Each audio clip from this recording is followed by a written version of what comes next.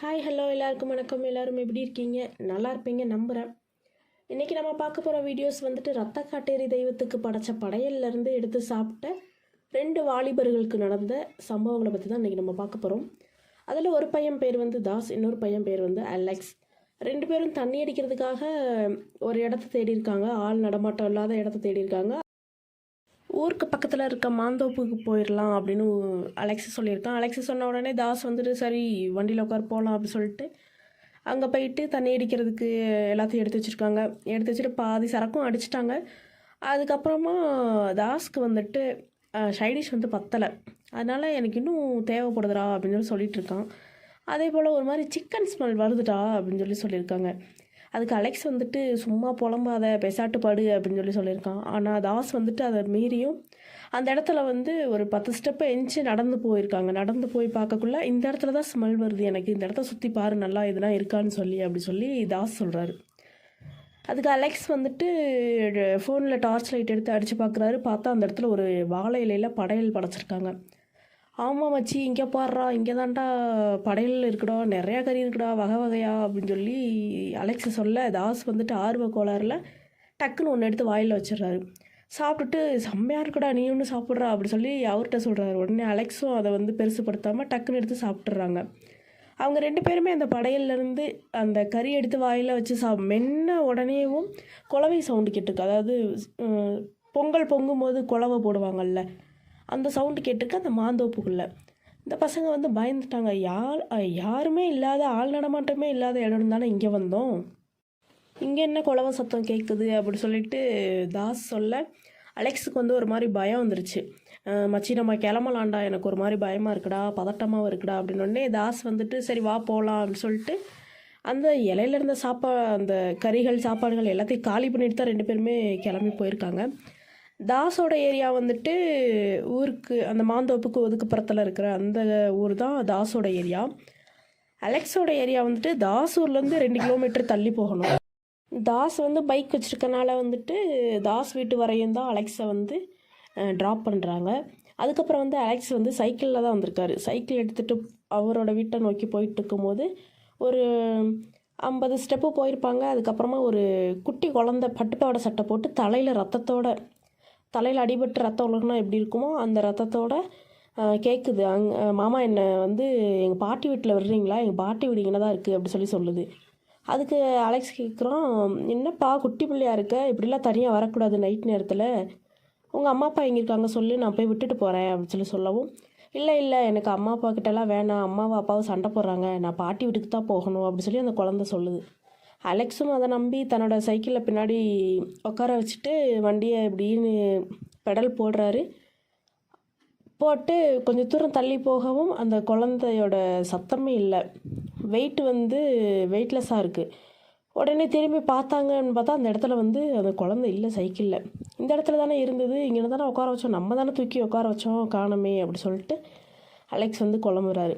வீட்டுக்கு போயிட்டு சாப்பிட்டு தானே வந்திருக்காங்க, சரக்கெல்லாம் அடிச்சுட்டு, அதனால் படுத்து தூங்கிட்டார். உடனேயே ஒரு 12 மணி ஆகவும் அவங்க வீட்டை சுற்றி குலவ சவுண்டு, அதாவது மாந்தோப்பில் கேட்ட அதே குலவ சத்தம் வந்துட்டு வீட்டை சுற்றியும் கேட்குது. அப்போ வந்துட்டு அலெக்ஸோட ஒய்ஃப் என்ன பண்ணியிருக்காங்க அப்படின்னா, டக்கு அலெக்ஸை வந்து எழுப்புறதுக்கு இப்படின்னு கையை கொண்டு போயிருக்காங்க. பார்த்தா அலெக்ஸ் எழுந்துச்சி உட்காந்து விறுவிறுத்து போயிருக்காரு. என்னங்க ஆச்சு, ஏன் இப்படி உட்காந்துருக்கீங்க அப்படின்னு, எனக்கு ஒரு மாதிரி குலவ சத்தம் கேட்குதியா, உனக்கு கேட்குதா அப்படின்னு சொல்லி அவர் கேட்டிருக்காரு. அதுக்கு அலெக்ஸோட ஒய்ஃபும் வந்துட்டு ஆமாப்பா கேட்குது, அதனால தான் நானே பயந்து எழுந்தேன், உனக்கு ஏன் இப்படி வேர்த்துருக்கு, நீ ஏன் என்னாச்சு அப்படின்னு சொல்லி கேட்கும்போது, இல்லைப்பா என்னை ஏதோ ஒரு உருவம் வந்துட்டு என் நெஞ்சு மேலே ஏறி மிதித்து என் கழுத்துக்கிட்ட வந்து கீறினது போல் இருந்துச்சுப்பா அப்படின்னு சொல்லி அலெக்ஸ் சொல்கிறாங்க. அதுக்கு வந்துட்டு அலெக்ஸோட ஒய்ஃப் வந்துட்டு அப்படியா அப்படின்னு சொல்லிட்டு பயத்தோட வந்து அலெக்ஸை ஒரு பார்வை பார்த்துருக்காங்க. ஆனால் அலெக்ஸ் வந்து கனவுல தான் எனக்கு கழுத்தில் வந்து இந்த மாதிரி அடிப்பட்ட மாதிரி தோணுச்சு அப்படி சொல்லி அலெக்ஸ் சொல்கிறாரு. பட் நிஜத்துலேயே அவர் கழுத்தில் வந்து ரத்தம் வந்துட்டே இருந்திருக்கு.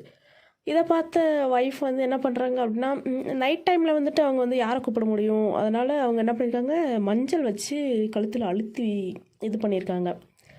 மஞ்சள் வச்சுட்டு நீ தூங்கு சரியாக போயிடும், காலைல பார்த்துக்கலாம், அப்படி இல்லைன்னா பயமாக இருக்குது, முழிச்சே இருப்போம் விடிகிற வரையும், விடிஞ்சதுக்கப்புறமா நம்ம பக்கத்தில் ஆளுங்கக்கிட்ட சொல்லிவிட்டு என்ன ஏதுன்னு பார்ப்போம் அப்படி சொல்லியிருக்காங்க. ஆனால் கழுத்துலேருந்து ரத்தம் வந்து போயிட்டே தான் இருந்திருக்கு. சொட்டு சொட்டாக வெளிவந்தாலும் அது வந்துட்டு ரத்தம் தானே, வீணாக போயிட்டு இருந்திருக்கு. அதனால் மனைவி என்ன பண்ணியிருக்காங்க அப்படின்னா தண்ணி வேணும்னு கேட்டிருக்காரு அலெக்ஸு. தண்ணி எடுத்துகிட்டு வர்றதுக்காக மனைவி போகிறாங்க. போயிட்டு வந்து பார்த்தா இவர் வந்து அப்படி செவரில் சாஞ்சு உட்காந்துருந்தவர் அப்படி கீழே சாஞ்சு கிடக்கிற மாதிரி இருக்குது. என்னங்கன்னு எழுப்புறாங்க. பார்த்தா அவர் இறந்து போயிட்டார். ஏன்னா அவ்வளோ ரத்தம் வெளிப்போயிடுச்சு. அதுக்கப்புறம் பயம் இருந்தாலும் கூட அதிகாலையாக ஆயிடுச்சு அப்படி சொல்லிட்டு வேகமாக அவங்க ஒய்ஃப் போயிட்டு பக்கத்து வீட்டில் எல்லாரையும் ஹெல்ப்புக்கு கூப்பிட்டு வந்திருக்காங்க. ஹெல்ப்புக்கு கூப்பிட்டு வந்து பார்த்தாங்க அப்படின்னா அவர் போட்டிருந்த சட்டையில் ஒரு சைடு ஃபுல்லும் பிளட்டு.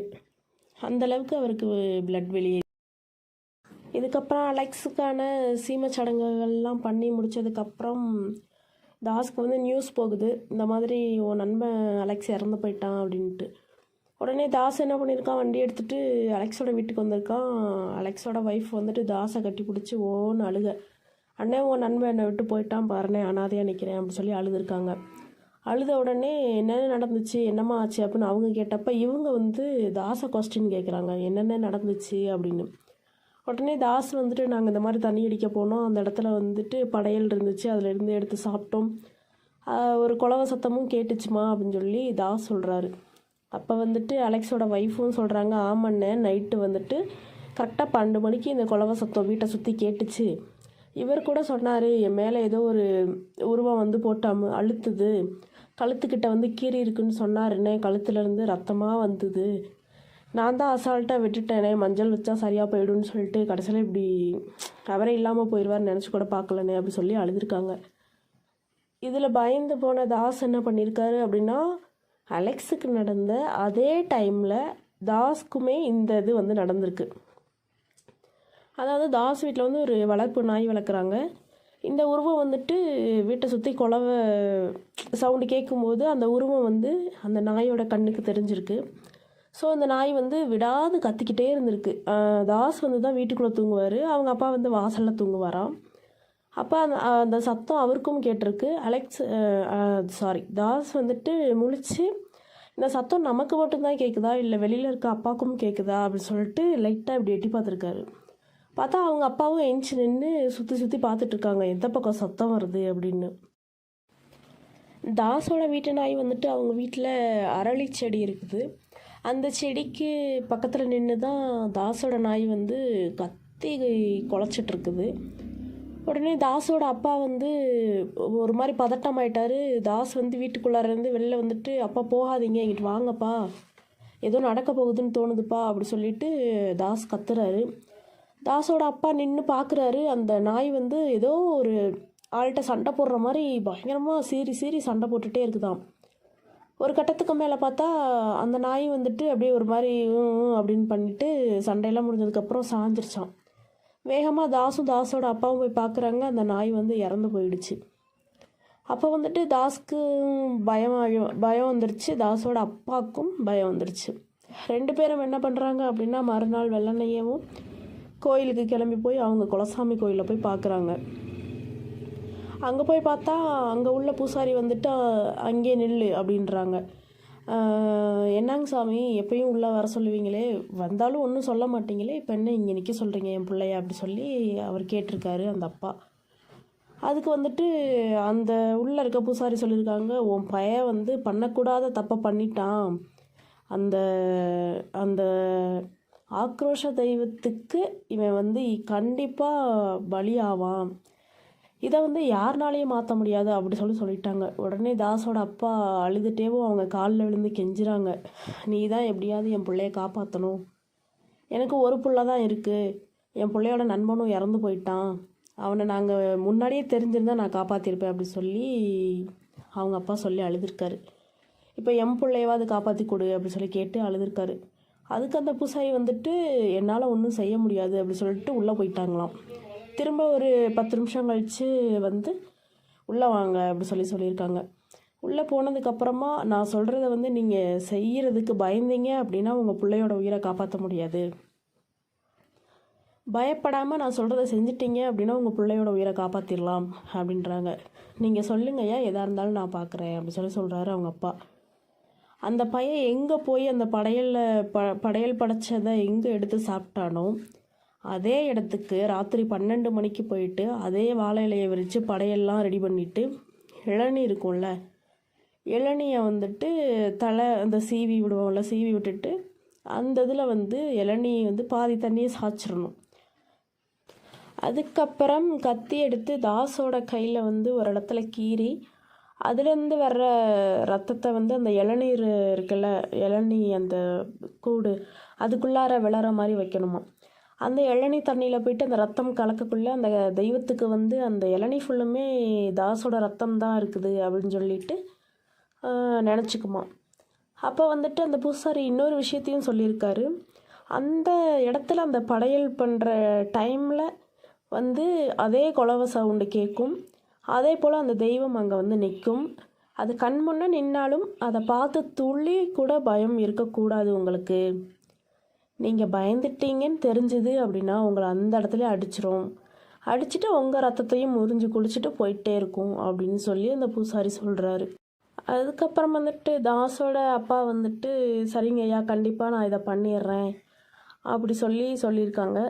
அதுக்கப்புறம் அந்த தெய்வத்திட்ட காணிக்கை கொடுத்துட்டு அபிஷேகம் பண்ணிவிட்டு நீங்கள் எங்கள் கூட வாங்க, அந்த இடத்துல என்னதான் நாங்கள் அந்த படையல் பண்ணுறப்ப பயத்தை வெளிக்காட்டாமல் இருந்தாலும் உள்ளுக்குள்ளே பயம் இருக்கும். சடனாக அந்த இடத்துல நாங்கள் பயத்தை வெளிப்படுத்திட்டோம் அப்படின்னா அது எங்களை எதுனா பண்ணிடும்னு பயமாக இருக்குது அப்படி சொல்லியிருக்காரு. அப்போ அந்த குலசாமி அருள்வாக்கு இறங்கி சொல்லி தான் அனுப்பிச்சிருக்கு. நீ போ, உன் கூட நானும் அங்கே இருப்பேன், உனக்கு துணையாக நான் அங்கே வருவேன், ஒன்றும் ஆகாது, நீ போ, சொன்னதை செய், பிள்ளை உயிரை காப்பாற்று அப்படி சொல்லியிருக்கு அந்த குலதெய்வம். இதுக்கப்புறம் தாஸோட அப்பா அந்த தெய்வத்துக்கு ஒரு கோரிக்கை வைக்கிறாரு. இந்த சடங்குகள்லாம் பண்ணி முடிக்கிற வரையும் எங்கள் கூட நீங்கள் துணையாக இருக்கணும், இல்லைனா என் பிள்ளைக்கு என்ன நடக்கும்னே தெரியாது, நீங்கள் எங்கள் கூட வாங்க துணையா அப்படி சொல்லி தாஸோட அப்பா கோரிக்கையாக கேட்குறாரு. அதுக்கு அந்த குலசாமியும் ஒன்று அங்கே அனுப்பிட்டு நான் இங்கே என்ன பண்ண போகிறேன், நான் உங்க கூட தான் உனக்கு துணையாக வருவேன், கலங்காமல் போ அப்படி சொல்லி அந்த குலசாமி அமுச்சு வைக்குது தாஸையும் தாஸோட அப்பாவையும். நைட்டு 12 மணியும் ஆகுது. படையலுக்கான எல்லா பொருள்களையும் எடுத்துக்கிட்டு அந்த மாந்தோப்புக்கு போகிறாங்க. போயிட்டு ஒரு வாழை இலையை விரித்து எல்லா பொருள்களையும் எடுத்து, அதாவது கறி வகை எல்லாத்தையும் வச்சுட்டு கூடவே ஒரு இளநியும் வாங்கிட்டு வந்திருக்காங்க. அந்த இளநியில் மேலே உள்ள தலையை செய்விட்டு பாதி இளநீரை கீழே சாய்ச்சி விட்டுட்டு தாஸோட கையறுத்து அந்த கையிலேருந்து வர ரத்தத்தை அந்த இளநீருக்குள்ளே விளற மாதிரி வச்சுருக்காங்க. இந்த பூஜையை தாஸ் மாத்திரம் தனியாக தான் பண்ணணும். அவங்க அப்பா நிற்கக்கூடாது பக்கத்தில். அதனால் அவங்க அப்பா கொஞ்சம் தள்ளி, அதாவது ஒரு 10-15 ஸ்டெப்புக்கு தள்ளி நின்றுருக்காரு தாஸை விட்டு. அப்போ தாஸ் தான் இந்த பூஜையை பண்ணிகிட்ருக்கான். அதாவது எல்லாத்தையும் எடுத்து வச்சுட்டு சூடம் அதெல்லாம் பொருத்தி வச்சுட்டு, என்னை மன்னிச்சிடு, நான் எடுத்து சாப்பிட்ருக்கக்கூடாது, என்ன அறியாமல் போதையில் தான் எடுத்து சாப்பிட்டுட்டேன், என்னை மன்னிச்சிரு தாயே அப்படி சொல்லி வேண்டியிருக்காரு. டக்குன்னு என்ன நடந்துச்சுன்னே தெரியலையாம் தாஸுக்கு. டக்குன்னு தாஸ் ஒரு விகாரமாக முகத்தை வச்சுக்கிட்டு அந்த படையில் இருக்கிற எல்லாத்தையுமே தாஸே அள்ளி அள்ளி சாப்பிட்ருக்காரு. அந்த இளநீர் தண்ணியும் தாஸ் குடிச்சிருக்காரு. அதுக்கப்புறம் குடிச்சிட்டு அப்படியே உருன்ட்டு அந்த இடத்துல தாஸ் உட்காந்து மண்டி போட்டு தான் உட்காந்து சாப்பிட்ருக்காரு. அப்படி உட்காந்துருக்கும்போது தாஸோட அப்பா போயிட்டு இப்படி அவர் மேலே இப்படி லைட்டாக கை வைக்கிறாரு. வச்ச உடனே விகாரமாக திரும்பி பார்க்குறாராம் தாஸ். தாஸோட அப்பாவுக்கு பயம் இருந்தாலும் கூட குலதெய்வம் நம்ம கூட தானே இருக்குது அப்படின்ட்டு தைரியத்தை வரவழைச்சிட்டு தான் தாஸை போயிட்டு தொட்டிருக்காங்க. தாஸ் விகாரமாக திரும்பி பார்த்தா அடுத்த செகண்ட்லேயே தாஸ் மயங்கிட்டாரும் கூட. அதுக்கப்புறம் தண்ணி தெளித்து தாஸை எழுப்பிட்டு என்ன ஏதுன்னு கேட்டிருக்காங்க. தாஸ் படையில் பார்த்துருக்காரு. பார்த்தா களைஞ்சு போயிட்டு கடந்திருக்கு. என்னப்பா இப்படி கிடக்கு, அந்த தெய்வம் சாப்பிட்டுதாப்பா, என்னை மன்னிச்சிருச்சாப்பா அப்படி சொல்லி கேட்டுக்கிட்டே இருந்திருக்காரு. தாஸோட அப்பா வீட்டுக்கு போய் பேசிக்கலாம்டா வாடா அப்படி சொல்லிட்டு தாஸை கூட்டிகிட்டு போயிட்டு வீட்டில் போயிட்டு அப்புறமும் தாஸ் கேட்டுகிட்டே இருந்திருக்காரு அவங்க அப்பாட்ட. அப்போ நீ தாண்டா அதை சாப்பிட்ட, உன்னோட மேலே தான் அந்த தெய்வம் அந்த படையில் ஏற்றுக்குச்சாட்டம் இருக்குது, எல்லாத்தையும் சாப்பிட்டு காலி பண்ணிடுச்சு, உன்னை ஒன்றும் பண்ணவும் இல்லை, நீ நல்லபடியாக தானே இருக்க அப்படின்னு சொல்லி அவங்க அப்பா சொல்லியிருக்காரு. இதை கேட்ட தாஸ்க்கு சந்தோஷம் அளவு கடந்த அளவுக்கு. ஏன்னா தன்னோட உயிருக்கு எந்த ஆபத்தும் இல்லை. தன்னோட ஃப்ரெண்டு அலெக்ஸ் இறந்து போன மாதிரி தானும் இறந்துருவேன்னு சொல்லி தான் தாஸ் பயந்துட்டு இருந்திருக்கு. அப்படி அதுக்கப்புறம் அன்றைய இரவு முடிஞ்சதுக்கப்புறம் வந்துட்டு காலையில் வெள்ளனையே எழுந்து அந்த பூ பழம் எல்லாம் வாங்கிட்டு குலசாமி கோயிலுக்கு போயிட்டு ஒரு அபிஷேகத்தையும் பண்ணிவிட்டு வீட்டுக்கு வந்திருக்காங்க. அதுக்கப்புறம் வந்து தாஸ் குடிக்கிறதே இல்லை, என் ஃப்ரெண்டு இறந்ததோட சரி, நான் அந்த குடியை வந்து தொடரதில்லை, எனக்கு இப்போ கல்யாணம் ஆகிடுச்சு, எனக்கும் 2 குழந்தைங்கள் இருக்குது அப்படி சொல்லி தாஸ் சொல்லியிருக்காரு. அப்புறம் இன்னொரு விஷயம் சொல்லணும் மக்களே, இந்த இரத்த காட்டேரி அப்படின்றது வந்து ரொம்ப கொடூரமான அந்த மாதிரி தெய்வம்லாம் இல்லை. நமக்கு எப்படி இப்போ குலசாமிகள் வந்து கருப்பசாமி, அப்புறம் மாரியம்மாள், காளியம்மாள் இப்படி இருக்குதோ அதுபோல தான் இரத்த காட்டேரியும் இருக்கும். இரத்த காட்டேரி தெய்வத்தையும் குலதெய்வமாக வணங்குற மக்களும் இருக்காங்க. ஓகே, இந்த வீடியோவை இதோட முடிச்சுக்கிறேன். நெக்ஸ்ட் ஒரு வீடியோவில் நான் உங்களை சந்திக்கிறேன். இதில் ஒரு விஷயம் சொல்லணும், எனக்கு உடம்பு சரியில்லை, ஸோ அதனால தான் ஸ்பீச் வந்து என்னால் ஸ்பீடாக கொடுக்க முடியலை, சாரி. நெக்ஸ்ட் வர்ற வீடியோவில் நான் உங்களுக்கு வந்து கரெக்டாக வீடியோ அப்லோட் பண்ணுவேன். ஓகே, பாய். பார்த்து பத்திரமா இருங்க. அடுத்த வீடியோவில் நான் வந்து உங்களை சந்திக்கிறேன். ஓகே, பாய், டாட்டா, டேக் கேர்.